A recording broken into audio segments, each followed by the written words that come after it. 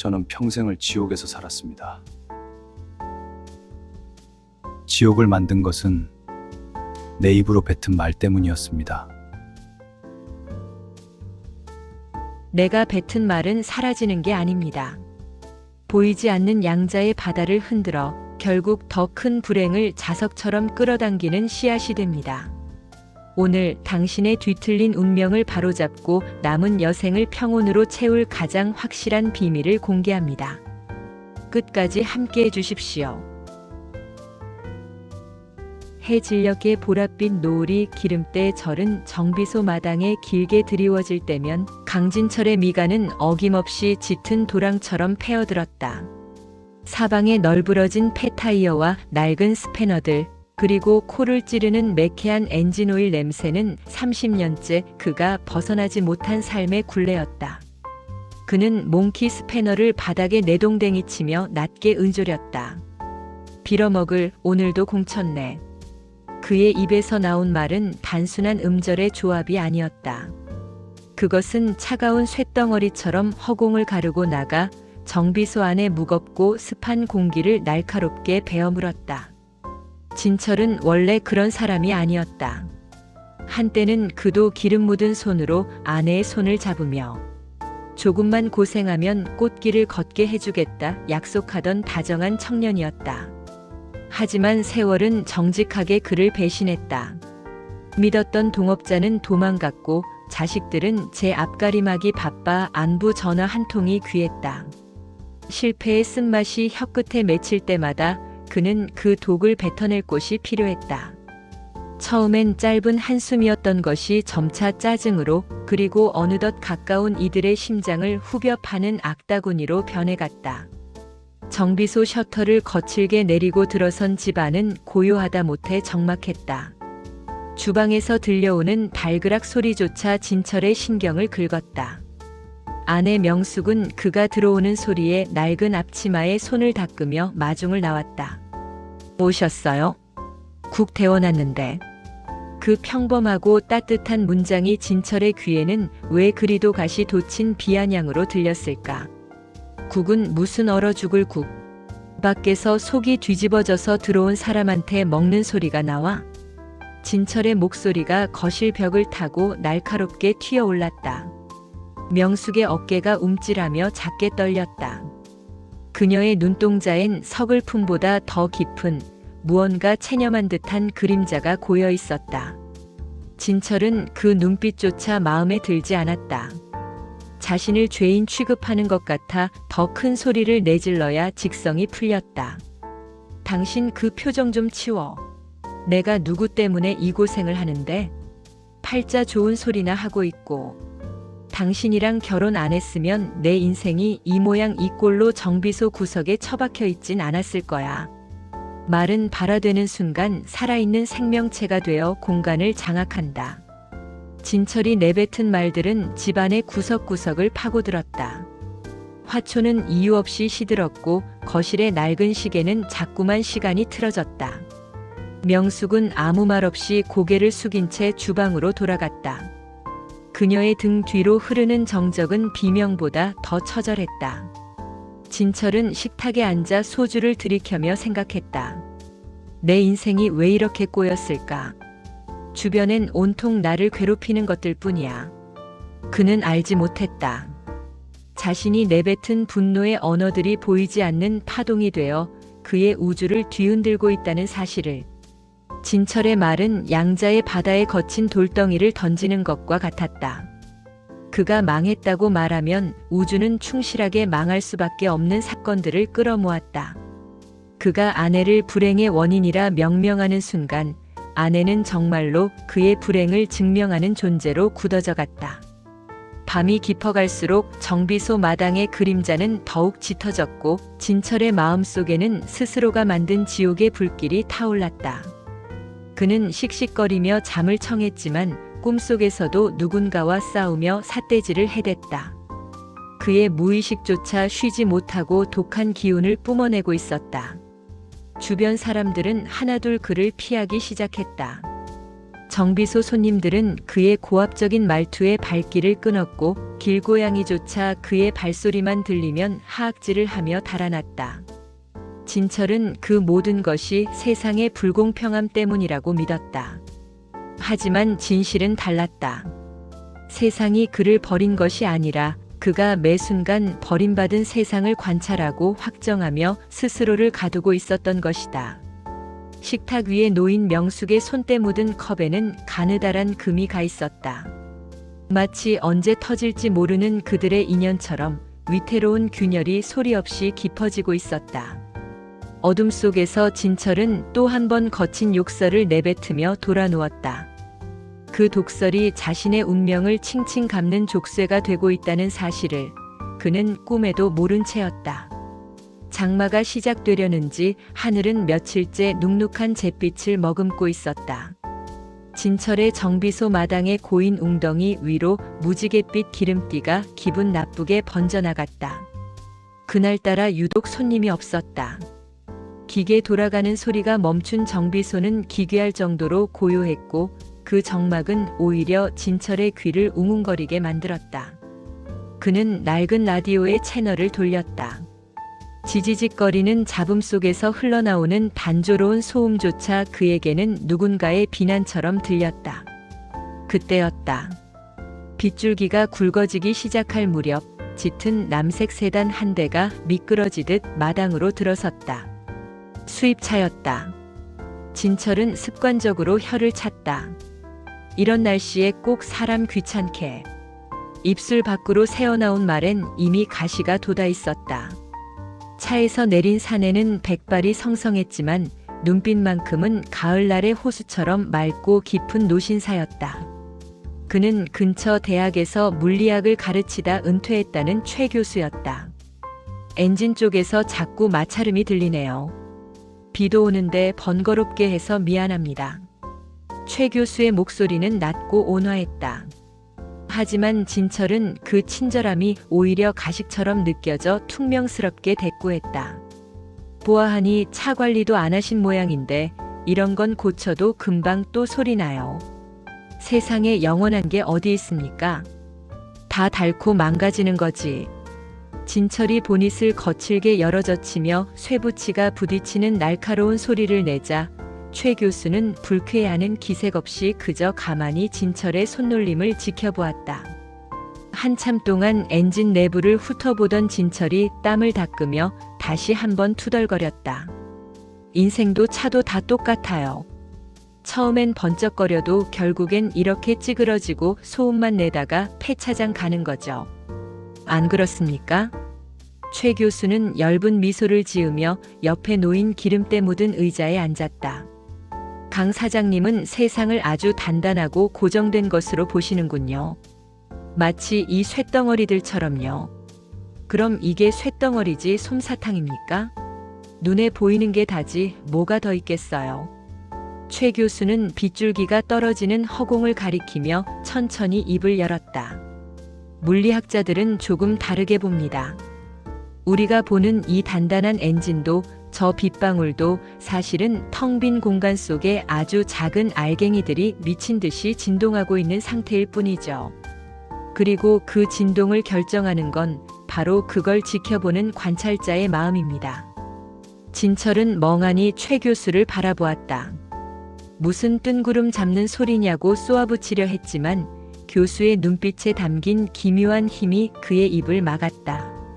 양자물리학에는 관찰자 효과라는 게 있습니다. 보이지 않는 작은 입자들은 관찰자가 어떤 마음으로 바라보느냐에 따라 알갱이가 되기도 하고 파동이 되어 흩어지기도 하죠.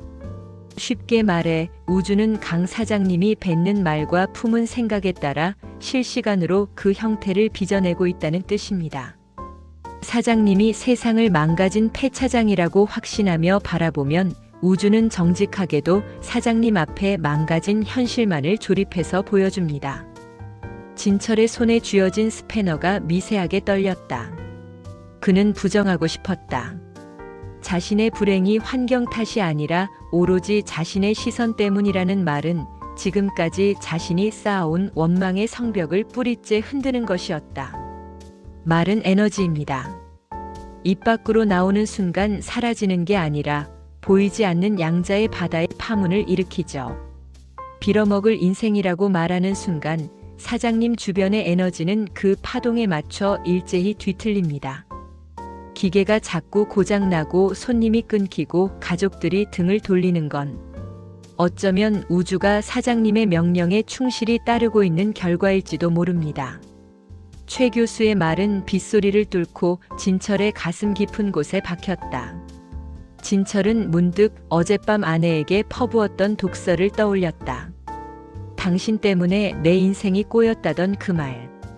그 말이 허공으로 사라진 게 아니라 정말로 아내의 몸을 올가매고 자신의 앞길에 돌덩이를 던졌던 것일까? 정비소 천장에서 툭툭 떨어지는 빗물이 함부로 버려진 부품 위로 떨어지며 기분 나쁜 소리를 냈다. 평소라면 천장까지 말썽이네. 라며 소리를 질렀을 진철이었지만 이상하게도 입술이 떨어지지 않았다. 자신이 내뱉을 다음 말이 또 어떤 끔찍한 현실을 빚어낼지 생전 처음으로 두려움이 엄습했기 때문이다. 최 교수는 수리가 끝난 차에 올라타기 전 진철의 어깨를 가볍게 두드렸다. 세상은 사장님이 보는 대로 나타납니다. 부처님께서는 이걸 일체유심조라고 하셨죠. 마음이 모든 것을 만든다는 것. 사장님이 관찰하는 우주는 지금 어떤 모습입니까? 남색 세단이 빗속으로 사라진 뒤에도 진철은 한참 동안 본닛 앞에 서 있었다. 기름때 묻은 거울 속에 비친 자신의 얼굴이 보였다. 분노와 원망으로 가득 찬 잔뜩 찌푸린 노인의 얼굴. 그는 문득 깨달았다. 자신이 지옥을 살고 있었던 건 세상이 지옥이라서가 아니라 자신이 지옥만을 골라내어 관찰하고 있었기 때문임을. 그날 저녁 집으로 돌아가는 진철의 발걸음은 평소보다 무거웠다. 하지만 매번 습관처럼 내뱉던 피곤해 죽겠네라는 말 대신 그는 젖은 입술을 꾹 다물었다. 집 안에서 새어나오는 희미한 전등 불빛을 보며 그는 처음으로 저 불빛이 자신을 기다리는 아내의 마음일지도 모른다는 생각을 아주 짧게, 아주 찰나적으로 해보았다. 그 작은 인식의 변화가 양자의 바다에 어떤 파문을 일으킬지 그는 아직 알지 못했다. 하늘은 잔인할 만큼 푸르렀다. 아침 이슬이 채 가시지 않은 정비소 마당에는 어제의 빗줄기가 남긴 습기 대신 서늘하고 건조한 공기가 감돌았다. 진철은 평소처럼 기름 묻은 작업복을 걸치고 있었지만 어제 최 교수가 던진 말들이 뇌리에서 떠나지 않아 멍한 눈으로 허공을 응시했다.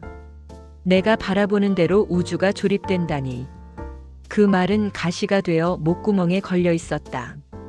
그 가시를 뽑아내기 위해 억지로 화를 낼 대상을 찾으려는 찰나 정비소의 낡은 유선 전화가 비명처럼 울렸다. 경찰서였다.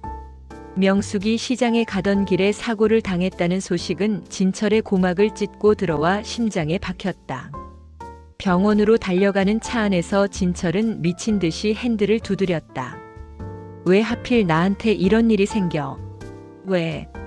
평생을 해온 습관적인 원망이었다. 하지만 그 순간 어제 교수가 했던 말이 메아리 쳤다. 사장님이 뱉은 말이 당신의 우주를 뒤틀고 있습니다.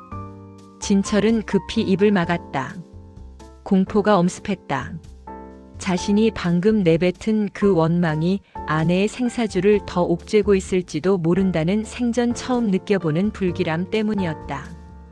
병원 응급실의 하얀 조명은 소름 끼칠 정도로 차가웠다. 인공호흡기에 의지해 가쁜 숨을 몰아쉬던 명숙은 진철이 도착한 지 채 1시간도 되지 않아 남편의 손조차 잡아보지 못한 채 차갑게 식어갔다. 곡소리조차 나오지 않는 허망한 이별이었다. 장례를 치르는 사흘 내내 진철은 박제가 된 것처럼 앉아 있었다. 조문객들이 그렇게 금실 좋던 양반들이 어쩌다 라며 던지는 말들은 모두 거짓말 같았다. 금실이 좋기는커녕 자신은 아내에게 지옥을 선물한 악마가 아니었던가. 텅 빈 집으로 돌아온 날 진철은 거실 한복판에 주저앉았다. 아내가 없는 집은 더 이상 집이 아니라 가구가 가득 찬 무덤 같았다. 주방 싱크대 위에는 아내가 미처 다듬지 못한 시금치 나물이 누렇게 떠 있었고 식탁 위엔 그가 화를 내며 집어 던진 젓가락 자국이 선명했다. 진철은 아내의 옷가지를 정리하기 위해 장롱을 열었다. 낡은 나프탈렌 냄새와 함께 명숙의 고단한 세월이 쏟아져 나왔다. 옷가지 깊숙한 곳, 낡은 분홍색 보자기에 쌓인 작은 상자 하나가 있었다. 그 안에는 오래된 염주 한 알과 겉장이 해진 일기장이 들어 있었다. 진철은 떨리는 손으로 일기장을 펼쳤다. 2023년 5월 14일. 오늘도 남편은 정비소 문을 걷어차며 들어왔다. 기름 냄새 섞인 그의 거친 숨소리엔 고단함이 가득하다. 나에게 퍼붓는 욕설은 그가 세상에서 받은 상처를 뱉어내는 비명임을 안다. 부처님, 그 사람이 뱉은 그 독한 말들이 업보가 되어 그 사람의 앞길을 막지 않게 하소서. 차라리 그 가시 돋친 파동이 저에게만 머물다 사그라지게 하소서. 제가 그 사람의 방패가 되겠습니다. 글자 하나하나가 진철의 눈을 찔렀다. 페이지를 넘길수록 가슴이 찢어지는 참회록이 이어졌다. 2024년 8월 21일. 오늘은 그이가 내 얼굴을 보며 너 때문에 인생 망쳤다고 소리를 질렀다. 그 말을 듣는 순간 내 심장이 양자처럼 흩어지는 기분이 들었지만 나는 웃으며 국을 펐다. 내가 울면 남편의 우주가 더 어두워질까봐. 그가 바라보는 세상이 조금이라도 밝아질 수 있다면 내 영혼이 닳아 없어져도 좋으니 그이의 말투에 섞인 어둠을 제가 다 닦아내게 하소서. 진철은 짐승 같은 울음을 터뜨렸다. 아내는 알고 있었던 것이다. 남편이 뱉는 말이 어떻게 그의 운명을 갉아먹는지, 그리고 그 저주받은 파동을 멈추기 위해 아내라는 이름의 관찰자가 얼마나 필사적으로 남편을 사랑의 시선으로 지켜봐 왔는지를. 최 교수가 말했던 양자물리학의 비밀이 비로소 완성되는 순간이었다. 진철이 분노로 세상을 무너뜨릴 때마다 아내는 기도로 그 균열을 메우고 있었다. 진철이 어두운 우주를 창조할 때마다 아내는 자신의 생명을 깎아 그 우주의 빛을 비추고 있었던 것이다. 이제 그 방패가 사라졌다. 진철은 공포에 질려 일기장을 껴안았다. 여보, 내가 미안해. 내가 다 잘못했어. 하지만 허공으로 흩어진 그의 참회는 너무 늦어 보였다. 주방 구석에서 뚝 하고 물방울 떨어지는 소리가 났다. 아내가 매일같이 닦고 조이던 수도꼭지가 그녀의 죽음과 함께 다시 고장난 것이었다. 진철은 깨달았다. 이제 자신을 둘러싼 우주는 가감없이 자신의 독설과 분노를 비추기 시작할 것이라는 사실을. 아내라는 성자가 떠난 자리, 진철의 우주는 서서히 무너지기 시작했다. 거울 속의 진철은 더 이상 화를 내는 사자가 아니었다. 자신의 업보가 만든 거대한 파도 앞에 발가벗겨진 채 서 있는 가련한 죄인이었다. 그는 일기장 사이에 끼워진 빛바랜 가족 사진을 보았다. 사진 속 명숙은 환하게 웃으며 그를 바라보고 있었다. 마치 이제는 당신이 스스로를 사랑할 차례예요 라고 말하는 것만 같았다. 진철의 통곡 소리가 적막한 집안을 양자의 파동처럼 격렬하게 흔들고 있었다. 아내가 떠난 집은 더 이상 안식처가 아니었다. 그것은 진철이 지난 세월 동안 내뱉은 냉소와 저주가 켜켜이 쌓인 거대한 감옥이었다. 장례를 마친 후 돌아온 정비소의 공기는 이전보다 훨씬 무겁고 탁했다. 기계들은 약속이라도 한 듯 일제히 비명을 지르기 시작했다. 에어 컴프레셔는 쇳소리를 내며 멈춰섰고 리프트는 원인 모를 유압 고장으로 덜덜 떨며 내려올 줄 몰랐다. 진철은 본능적으로 욕설을 내뱉으려다 아내의 일기장을 떠올리며 입술을 깨물었다. 하지만 수십 년간 몸에 밴 분노의 관성은 그리 쉽게 멈춰지지 않았다. 되는 일이 없네 정말. 마가 꼈나. 그가 소리를 지르는 순간 선반 위에 위태롭게 놓여있던 공구함이 바닥으로 쏟아졌다. 쇳덩어리들이 콘크리트 바닥에 부딪히며 내는 파열음이 정비소를 가득 메웠다. 진철은 그 소음 속에서 기묘한 공포를 느꼈다. 마치 우주라는 거대한 기계 장치가 자신의 분노에 즉각적으로 반응하며 자, 내가 원하는 지옥이 여기 있다라고 조롱하는 것만 같았다. 그날 이후 진철의 삶은 걷잡을 수 없는 하향 곡선을 그렸다. 예전 같으면 아내의 온화한 말 한마디에 희석되었을 사소한 짜증들이 이제는 방패막이 없이 진철의 현실을 직접 타격하기 시작했다. 손님들과의 갈등은 일상이 되었다. 엔진 오일을 갈러온 단골 손님에게 차 꼴이 이게 뭡니까? 관리도 안 할 거면 왜 타고 다녀요? 라며 쏘아붙인 게 화근이었다. 손님은 불쾌한 표정으로 차를 몰고 나가버렸고 그날 오후 지역 커뮤니티에는 진철의 정비소를 비난하는 글이 올라왔다. 사람들은 진철의 정비소의 감도는 살기를 귀신같이 알아챘다. 그곳에만 가면 기분이 나빠진다는 소문이 돌았고 마당은 잡초가 무성해질 정도로 한산해졌다. 수입이 끊기자 진철의 불안은 극에 달했다. 불안은 다시 화를 불렀고 화는 다시 새로운 악재를 자석처럼 끌어당겼다. 밤마다 가슴이 타들어가는 통증에 잠을 설쳤다. 병원에서는 화병이라고 했지만 진철은 알았다. 이것은 자신의 가슴 속에서 스스로 키운 불덩이가 육신을 태우고 있는 것이라는 사실을. 어느 비 오는 오후 진철은 멍하니 정비소 입구에 앉아 있었다. 그때 길을 지나던 어린아이 하나가 무릉덩이를 밟아 진철의 작업복에 흙탕물이 튀었다. 야, 눈을 어디다 두고 다녀? 진철의 고함에 아이는 겁에 질려 울음을 터뜨렸고 아이의 엄마는 차가운 시선으로 진철을 노려보며 아이를 데려갔다. 그 순간 진철은 거울을 본 것처럼 깨달았다. 방금 자신이 지은 표정과 목소리가 양자의 바다에 얼마나 지독한 파동을 던졌는지를. 그는 문득 최 교수가 했던 말을 곱씹었다. 화는 타인을 태우기 전에 나라는 집을 먼저 태우는 불씨다. 진철은 자신의 손을 내려다보았다. 기름때와 흉터로 가득한 손이 가늘게 떨리고 있었다. 주변을 둘러보니 모든 것이 그를 공격하고 있었다. 녹슨 기계, 텅 빈 금고, 쑤셔오는 관절, 그리고 자신을 피하는 이웃들의 눈빛까지. 그는 자신이 거대한 분노의 소용돌이 한가운데 갇혀 있음을 느꼈다. 그 소용돌이를 만든 것은 세상이 아니었다. 매 순간 인생 참 더럽다, 다 망해라라고 중얼거렸던 자신의 입술이었다. 분노는 에너지가 강했다.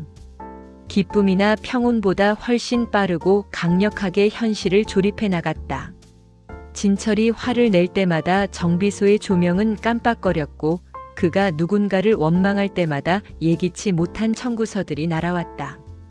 마치 우주가 진철의 관찰을 현실로 구현해주기 위해 총동원된 것 같았다.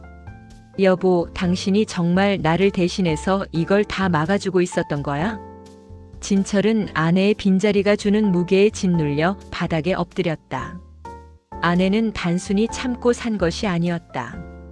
그녀는 진철이 내뱉는 파괴적인 에너지를 자신의 자애로 필터링하여 남편의 현실이 완전히 무너지지 않도록 붙들고 있었던 우주의 조정자였다. 그 조정자가 사라진 세상에서 진철은 자신이 만든 괴물과 정면으로 마주하고 있었다. 그날 밤 진철은 꿈을 꿨다. 끝이 보이지 않는 어두운 터널 속에서 자신이 뱉은 말들이 검은 뱀이 되어 자신을 칭칭 감고 있는 꿈이었다. 뱀들은 내가 우리를 불렀잖아. 내가 만든 세상이야 라고 속삭이며 목을 조여왔다. 식은 땀을 흘리며 깨어난 진철은 어둠 속에서 거칠게 숨을 몰아쉬었다. 창밖으로 들리는 바람 소리조차 망해라, 망해라라는 자신의 목소리처럼 들렸다. 그는 이제 공포를 넘어선 절망을 느꼈다. 화를 내면 화날 일이 생긴다는 이 단순하고도 무서운 법칙이 양자역학이라는 과학의 탈을 쓰고 자신의 숨통을 조여오고 있었다. 진철은 깨달았다. 여기서 멈추지 않는다면 자신의 말대로 정말 폐차장 같은 최후를 맞이하게 될 것임을. 하지만 수십 년간 화로 다져진 이 운명의 궤도를 어떻게 바꿔야 할지 그는 도무지 알 수 없었다. 텅 빈 방 안에서 진철은 아내의 낡은 염주를 손에 쥐었다. 차가운 염주알이 손바닥에 닿는 순간 아주 미세한 진동이 느껴지는 것 같았다. 그것은 어쩌면 이 지옥 같은 연쇄를 끊어낼 수 있는 마지막 희망의 주파일지도 몰랐다. 진철은 난생 처음으로 분노가 아닌 다른 감정을 향해 마음의 안테나를 돌려보려 애썼다.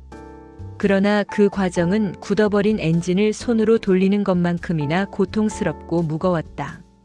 새벽 안개가 정비소 마당을 유령처럼 배회하던 시간, 진철은 뜬 눈으로 밤을 지새운 채 아내의 염주를 움켜쥐고 있었다. 창틈으로 스며드는 새벽빛은 차갑고 날카로웠지만 이상하게도 그 빗줄기 속에서 춤추는 미세한 먼지들이 어제와는 다르게 보였다. 최 교수의 말이 환청처럼 들려왔다. 사장님이 관찰하는 우주는 지금 어떤 모습입니까?